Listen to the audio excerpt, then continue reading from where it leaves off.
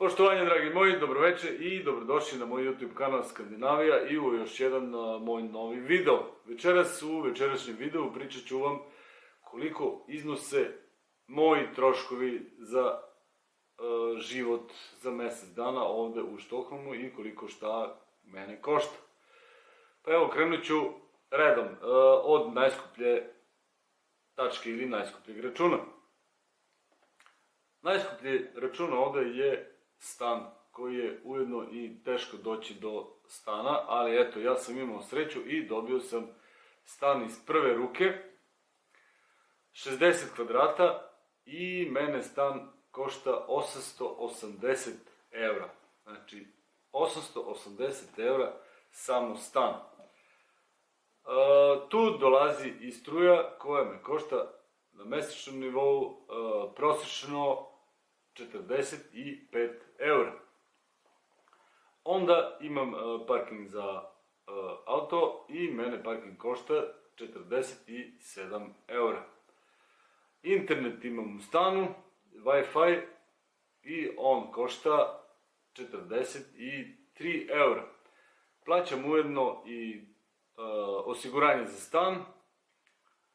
Moram, a i ne moram, ali poželjno bi bilo da se plaća 16 evra i u to osiguranje ulazi, ne daj Bože, ako vam se nešto desi u stanu, da vam neko obije stan, da vam pukne neka cev, da se stan ošteti ili vi kao osoba imate kućno osiguranje, slučajno ako vam se nešto desi na ulici, ako vas neko napadne, imate pravo, ili ako se povredite, imate pravo da dobijete odštetu od toga.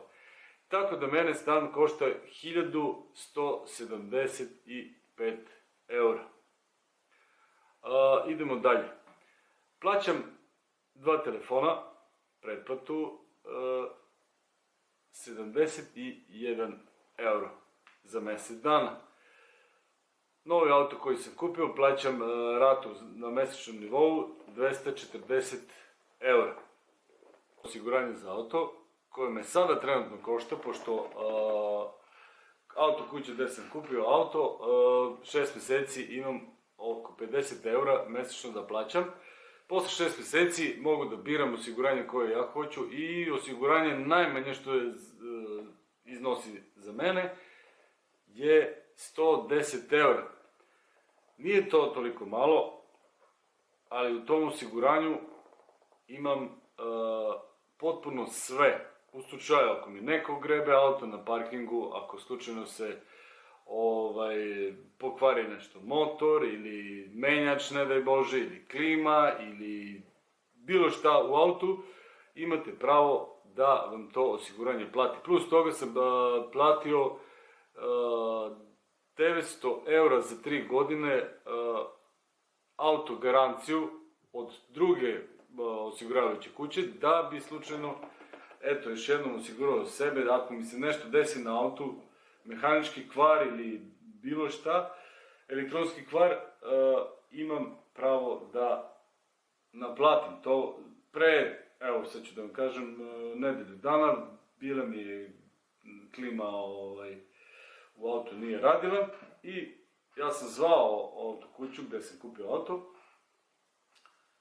Oni su mi dali adresu gde sam odvezao auto, tamo taj automehaničarska radnja koja radi za njih, i tamo su mi popravili klimu, zapravo popravili, dopunili klimu, pošto nije bilo tog gasa unutra, i kontrola, sve to, mene to nije ništa koštalo, inače mi je koštalo oko 200 evra. Zbog toga sam ja uzeo puno osiguranje da sutra dan ne bi imao problema ako mi se desi nešto na autu. Drugi krediti koje plaćam, imam negde oko 100 evra, tu je nešto za nameštaj, tu je za TV i tako te kućne stvari koje sam uzeo na kredit. Kao što znate, bez kredita ne možete ništa, ovde sve ide na kredit, ništa u kešu, to da vam kažem iskreno. 15 evra ide zapravo plaćam 15 evra za osiguranje ako slučajno ostanem bez posla.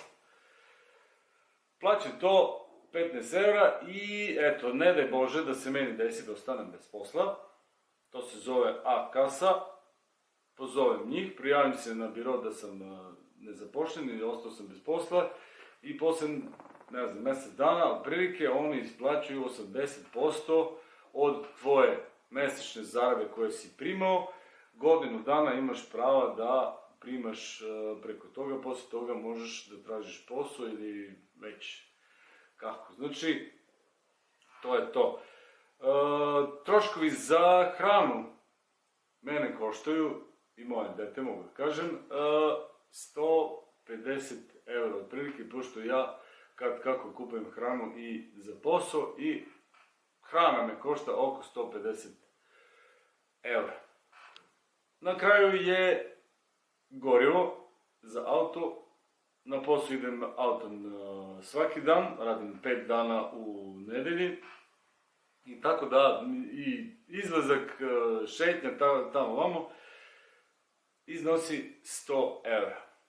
Znači sve ukupno otprilike sa stan i hrana, gorivo, auto, sve mene mesečno troškovi izlaze 1900 €.